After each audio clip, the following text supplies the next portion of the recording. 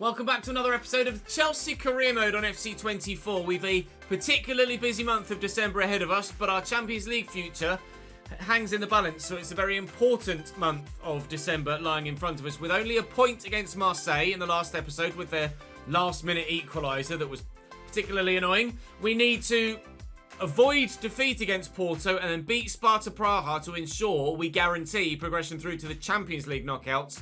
Otherwise, it will be Europa League knockouts for us later in the season. Rather obviously, I'd like to win the Champions League this year if we possibly can. Our calendar leaves us with Palace, Newcastle and Watford as the remaining 3 games today. Before then, Sparta Praha, Brighton, Liverpool and West Ham tomorrow. So, very busy month with 8 games. Not going to do 8 games all in the same episode, so we'll split it into 2.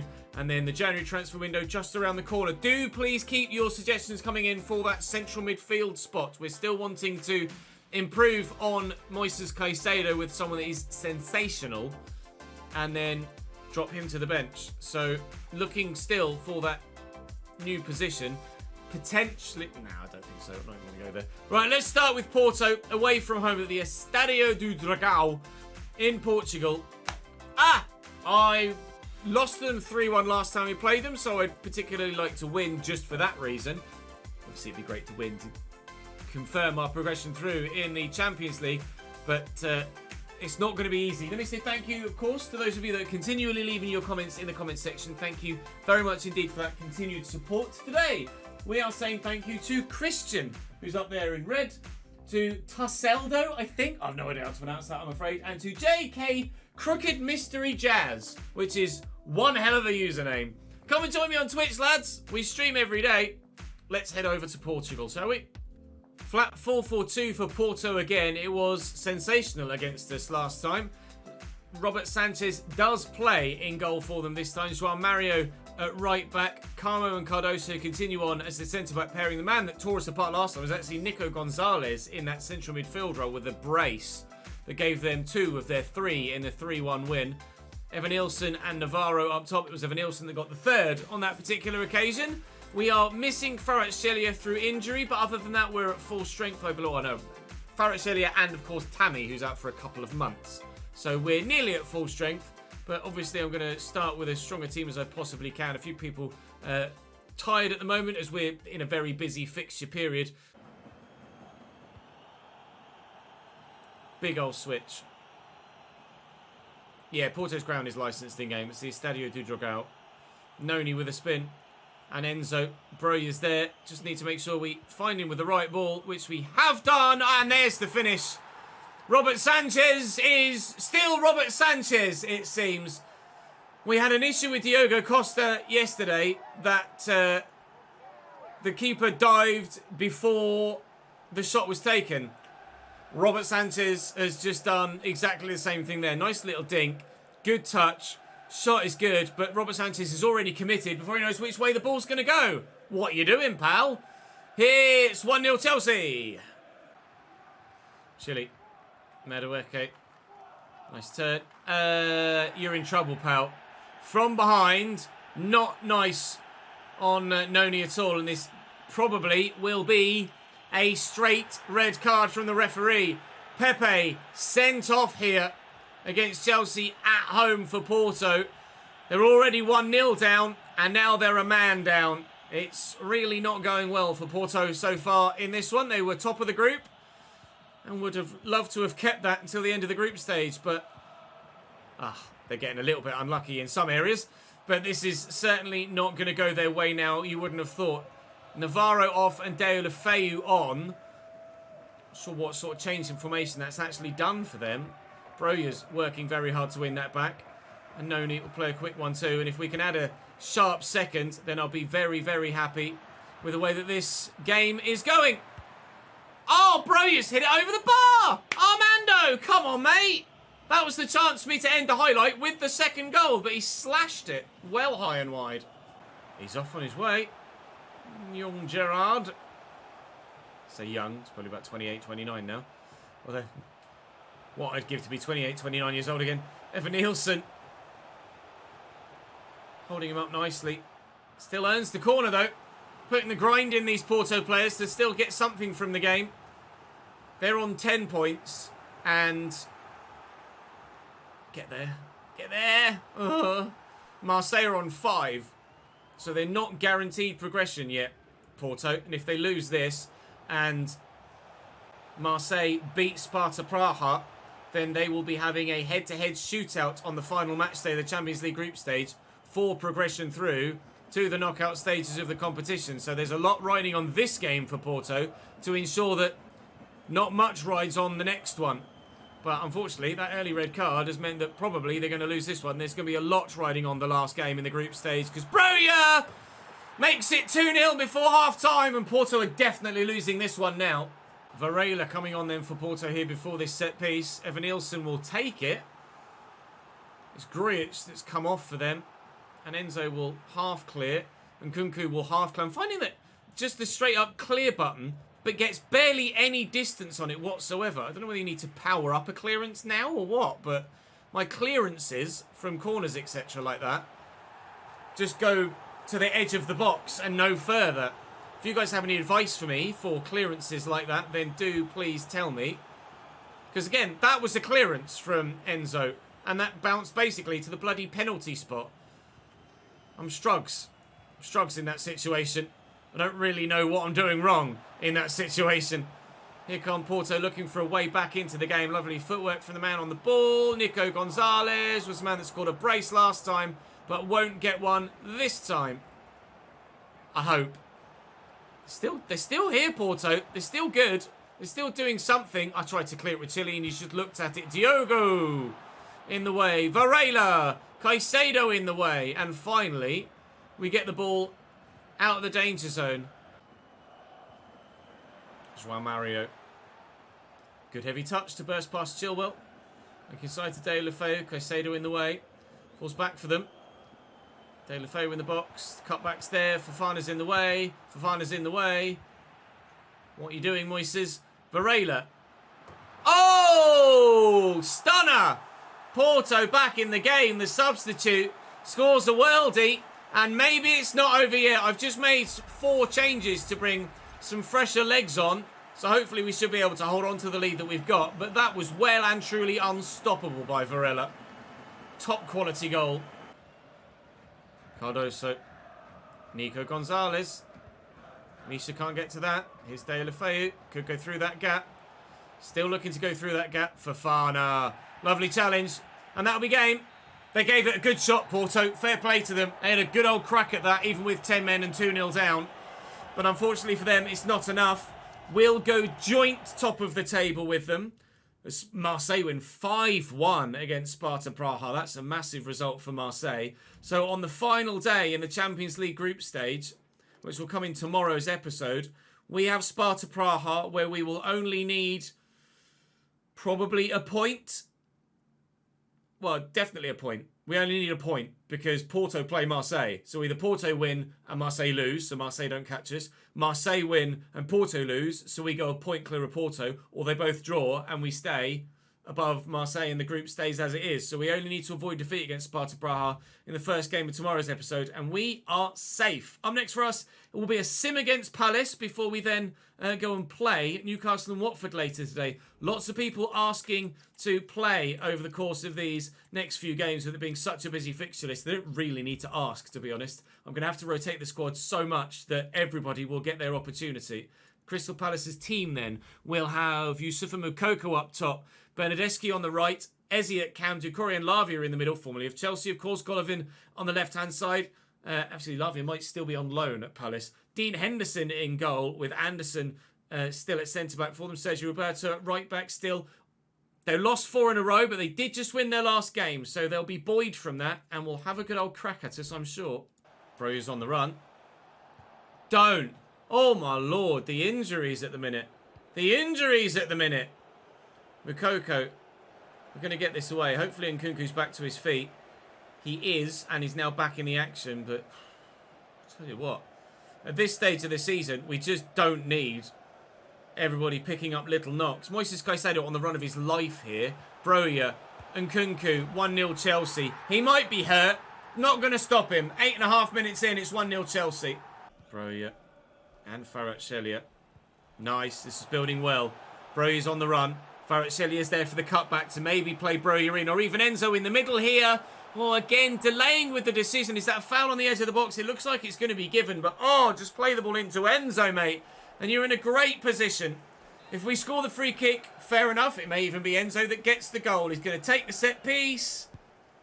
Oh, and he smacks it off the bar. He's going to fall. Sterling, no, blocked well. And Kunku with a header. And the keeper finally gobbles it up. Well, that was utter chaos in the Crystal Palace box there. But they live to fight another day. And that another day only has 2 minutes left in it here in this game. And Caicedo's intercepted that well. And we should now see this through from here. With minimal stoppages and minimal breaks in play with the substitutions, etc. as well. I think we should be good to see this through now. And we do. The winning run continues in the Premier League. Now, hopefully, that remains the case for the rest of the day. Newcastle and Watford left for us to play today. And Kunku's out for 4 weeks with a hyperextended knee. Injuries are coming thick and fast at the moment with these new slider sets. Having to deal with this now. So Gonçalves is going to go in there. We do have the depth in the squad to deal with it, thankfully. Martin will drop. Noni will go there. And we'll switch. But with the nature of the fixture list at the moment, I'm going to have to change the way that my training plan is set out. At the moment, all of my starting 11 are set up, apart from Pedro Gonçalves now, to regain their fitness, more so than sharpness, only by 1 tick. And all of the bench are set up to regain their sharpness more so than the fitness, only by 1 tick. But now that those on the bench are actually playing more regularly at this moment in time, I'm going to have to actually focus a little bit more on their fitness than I do the sharpness to ensure that when I do need to call on bench players, they're actually in a position to make a difference. To come in and not be at 60% stamina, and they can actually start the next games. Because we've had some players that I've had to look to call upon who've been at like 75% stamina at best. Thankfully, we're in a fully fresh position with everybody that isn't injured and unavailable. We've been able to manage the squad well enough that everyone's fit and available for this Newcastle game. We're now in the top 4, actually. Our form has been so good of late. We're back in the top 4 in the Premier League and only 6 points off Liverpool at the top of the table with a game in hand on them. Manchester United were 9 wins, 2 draws, 1 defeat. And I think prior to that it was 9 wins, 1 draw, 1 defeat. So they have drawn a lot and lost a lot recently, and their winning run has come to an end as we're picking up steam now. Newcastle down in 8th, only 2 points below us as well, which shows how tight the table is. Once you build up a level of consistency, you can really start to move up the table because it's very close. If we can beat Newcastle and then beat Watford, then who knows where we'll be by the end of the day. Newcastle's starting lineup will look as you see it here. Joelinton wide left for them today. Harvey Barnes on the bench, Jacob Murphy on the right, and Alexander Isak through the middle. Bentancur signing from Tottenham, Joe Willock and Sandro Tonali in the central areas of midfield, with Matt Targett, Nkapie, Botman and Livramento in front of Nick Pope. It's a strong team. Stronger still perhaps with Harvey Barnes involved, but they've made the decision to go with that, so that's what we'll play against. And, well, my 11 is as you saw it previously, so let's go and get a win, please, lads. Tonali into Joelinton, the obvious is out wide, and here is Matt Targett forward from left back into a left wing position. Tonali with a through ball to Alexander Isak, who somehow has beaten the defender and somehow squeezed that in. That's absolute nonsense. How's he done that? Fofana's just twisted around the man rather than actually put a tackle in. He's just spun on the spot. And then how that's ended up in the back of the net there, mystery. GG, near post OP, keepers are shite. 1 shot each at half time. That's how difficult this game has been. Team are fit enough to hopefully do something in the second half. Newcastle were slightly tired prior to kickoff, but obviously have 5 substitutions available to them to ensure that they can maintain stamina levels throughout the squad to keep us out. Their gegenpress has been infuriating to play against, but equally just as effective as well. Broja, get that out. It's just a poor pass. I tried to drill that, and he side-footed it about half a mile an hour, but what can you do? All I can do is press the right buttons. If the game doesn't do what I ask it to when I press those buttons, then That's out of my control, unfortunately. Here's Joe Willock round the outside now. Isak's just there waiting on his own, but we've been able to get the tackle in, thankfully. And we'll clear the ball away. But I am struggles here against Newcastle to do anything of any real note. Like we say, one shot apiece in that first half.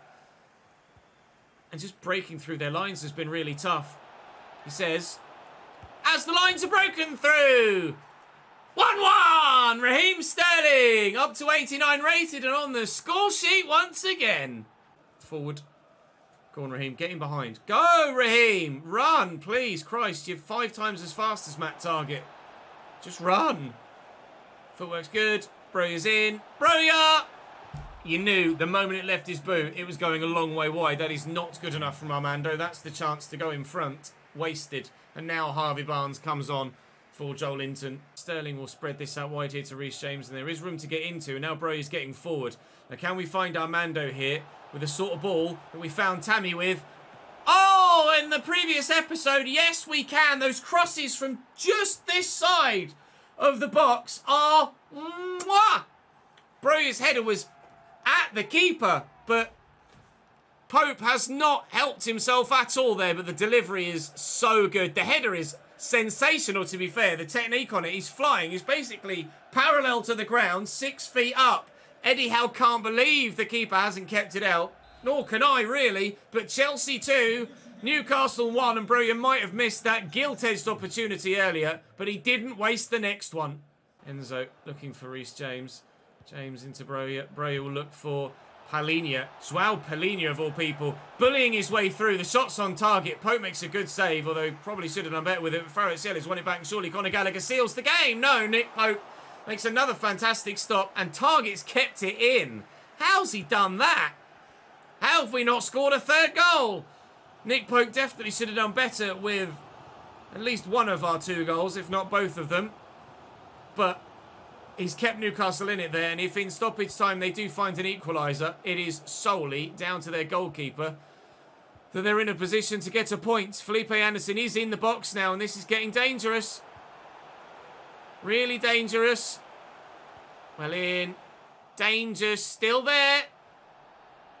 Get out. Danger gone. Oh, a win. Thank Christ for that. Now, where does that move us in the table? If we can beat Watford next as well, then we're on the one hell of a charge. That's 5 or 6 straight wins in the league now. Manchester United back to winning ways with a good result away from home. 4 goals to 1. Still 4th in the table. Only 3 points off second now, and still 5 points off top. The title defence charge is still very much alive. How many Premier League wins in a row is that now? Newcastle, Palace, Leicester, Forest, Fulham. 5 straight Premier League wins. And now, hopefully, we'll make it 6. Watford with a 4-3-3. Stefan in goal for them. Morris, Pollock, Porteus and Ngakia. Ledesma, Loza and Kone. Kai Gordon on the right-hand side is an intriguing one. Barr on the left and Hurtado up top. Options on the bench are limited, but they're 17th in the league with 11 points so far this season, Watford. And to be honest, looking by their recent form, the majority of those points have actually come in the last 4 games. So they're starting to turn their season around, and there is still time to save themselves from relegation. To be honest, having 11 points and still being 17th is actually quite surprising. I'd have thought they'd have been a lot lower than that at this stage. But we are trying, or are absolutely in the process to, turning our season around as well. So let's go and get another win. Right, come on then, Hornets. What have you got, lads? Nothing, I hope, in terms of a response to what hopefully will be a considerable victory for us. Continually, we don't seem to be able to win a game by more than 1 goal. What is Armando doing? So it might be nice to get a 3 or 4 goal victory at some point in this resurgent spell. I don't seem to be able to do it for whatever reason. Hurtado finds Ngakia here forward from right back. Tamori's drawn out of position. Now Farrell is trying to deal with it. Now Ngakia is in the box again. Tamori puts in a good challenge. Little dink, get it forward. Now I do really want to show a little bit of prowess in this game against Watford and really prove that this team is as good as it could be, should be, can be, to put together a challenge for a second Premier League title in this save. But if Sterling's going to take a touch, then turn his back on it and let it hit him on the back, then I don't really stand much bloody chance, do I? Loser? Louser? Loser? Don't know. Heard it pronounced all sorts of ways. Just don't like calling him loser, really. Reese! When you go for a challenge, mate, the idea is to at least target the football, not just dive onto the floor and hope that maybe the football crosses your path. Loser with the ball into the middle. Kai Gordon wins the header, but that is going to go out for a goal kick. Watford trying, though. They've been good so far. And we'll find Sterling, whose touch needs to be good, and it is. And his dribbling from that touch is good too. Broja looking to be played in. And Pedro in the box here. Gonçalves, good save by Zach Steffen to keep us at level terms at 0-0. Rhys James with the ball in. Tomori's up. And the power from the header's too much. We might not have scored from open play, but from the resulting set piece, it's Chelsea 1, Watford 0. Chile, driven. Pedro, slotted. Kvaratskhelia, the same. Oh, not a great challenge. Not a great challenge at all. I think the referee's just going to tell him off here. But that was not great from Porteous. Nowhere near the football. It's a really good shooting opportunity here with Pedro Gonçalves. Do I give it to Rhys James, though? More power, more free kick accuracy, just a little bit less curve. Rhys James does have a very good free kick on him. Can we find a second goal here from the set piece? Give it nearly 3 bars of power. Yeah, we can. What a free kick. Must have been my first free kick scored, I presume. It can't be, surely. Not 3 seasons in. Can't be my first free kick scored. Rhys James with a brilliant goal, though. There is our second. Could have sworn I didn't have trophy notifications turned on like that, but never mind. Buried in the back of the net. Up over the wall. Down again. Over the line. And 2-0 Chelsea. That was lovely. I wanted a multiple goal victory here today. At the minute, we are getting it. Kvaratskhelia is all the way out here.